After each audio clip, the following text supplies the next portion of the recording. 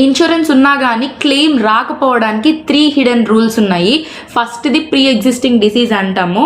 ఈ pre existing డిసీజ్కి ఒక waiting period ఇస్తారు. పాలసీ తీసుకునే టైంలో ఒకవేళ హార్ట్ ప్రాబ్లం ఉందని ఒక వ్యక్తి డిక్లేర్ చేస్తే కంపెనీ 3 years వెయిటింగ్ పీరియడ్ ఒకవేళ పెట్టుంటే 2 yearsలో ఒకవేళ అతనికి హార్ట్ ప్రాబ్లం వస్తే కంపెనీ దాన్ని రిజెక్ట్ చేసే ఛాన్స్ ఉంటుంది. ఇన్ కేస్ హార్ట్ ప్రాబ్లం కాకుండా నీకు ఏదైనా డిసీజ్ వస్తే అది యాక్సెప్ట్ అయ్యే ఛాన్స్ ఉంటుంది.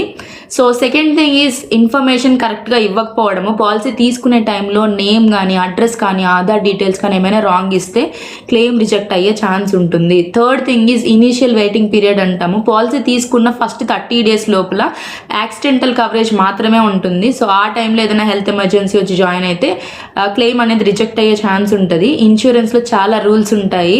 సో అన్నీ తెలుసుకొని మాత్రమే పాలసీని తీసుకోండి, మీ క్లెయిమ్ ఖచ్చితంగా వస్తుంది. మన ఛానల్ని సబ్స్క్రైబ్ చేయండి. ఈ ఇన్ఫర్మేషన్ మీ ఫ్రెండ్స్ అండ్ ఫ్యామిలీకి ఖచ్చితంగా షేర్ చేయండి.